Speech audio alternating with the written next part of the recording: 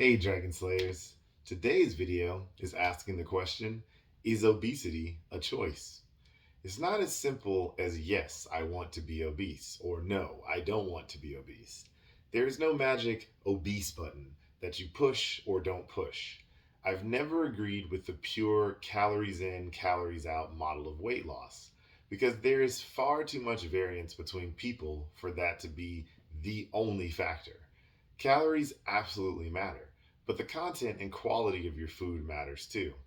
I don't think you can merely take calories in a vacuum and do a simple subtraction and easily get to your desired weight. There was this interesting study where subjects were monitored 24/7 to ensure they were sticking to the protocol, where a group of randomly selected people put on a 1,000 calorie a day surplus diet for over 100 days, meaning all they ate plus 1,000 calories above their specific maintenance levels, no more, no less. The lowest weight gain observed was 10 pounds, the highest weight gain observed was 28 pounds, and the rest of the participants fell somewhere in the middle.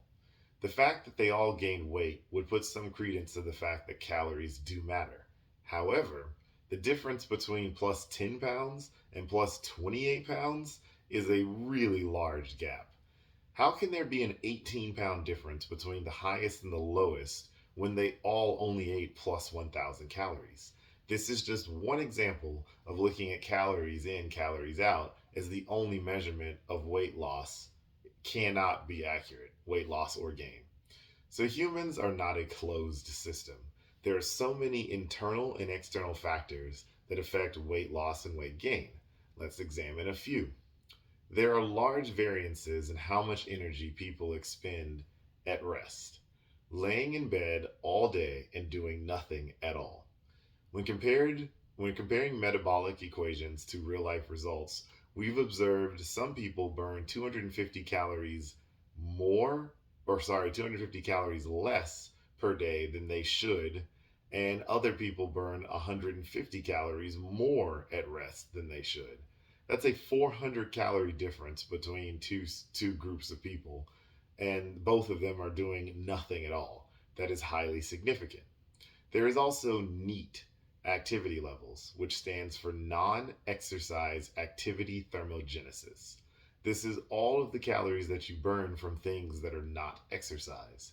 The vast majority of this happens subconsciously, things like fidgeting or tapping your feet. This change can differ radically between individuals, even more so than the resting metabolic rate. Another study overfed subjects by 1,000 calories as again, and they found that the NEAT levels ranged from negative 98 calories to plus 692, which is again an extreme difference. So, in practical terms, this means that a person who has a naturally high metabolism and high NEAT can get away with 1,100 plus more calories than the same person with a slow metabolism and low NEAT eating the exact same diet and exact same number of calories through no conscious effort at all. And those are only the factors that you cannot control. There are so many other factors that affect weight gain and weight loss that you can control as well as you can't control. And so those are just two that I found very significant that have been studied and researched. So we all know that person who is metabolically gifted. They can seemingly eat whatever they want with reckless abandon, little to no exercise, and not gain a pound. We all know that overweight person who has struggled with their weight for years or possibly most of their life and doesn't ever really seem to change despite their healthier diet. We'd be quick to praise the thin person for being thin and rebuke the overweight person for being overweight. But the thin person didn't actually do anything to be thin necessarily, much like the overweight person didn't necessarily do anything wrong to be overweight. We assume the thin person is more disciplined and the overweight person lacks self control.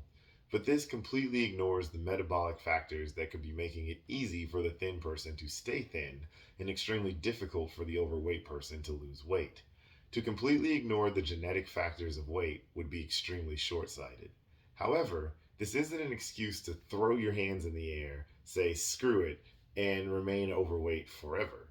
There are a number of factors you can't control, like your metabolic rate, hunger, medications, your neurology, menopause, physical disabilities. But there are a number of environmental factors you can control, like food choice, meal frequency, exercise intensity and frequency, as well as general activity levels. I like to say that you can't choose your genetics, but you can choose how your genes are expressed. Everybody's story, everybody's body, story, and journey is different. Do your absolute best to be the healthiest version and the best version of yourself that you possibly can be. But don't be too quick to judge other people purely because of their size. You don't know their body, their story, or their journey. So that's what I've got for you guys today. Don't forget to like and subscribe. It really helps the channel out. And remember that together, you and I will slay the dreaded diabetes dragon.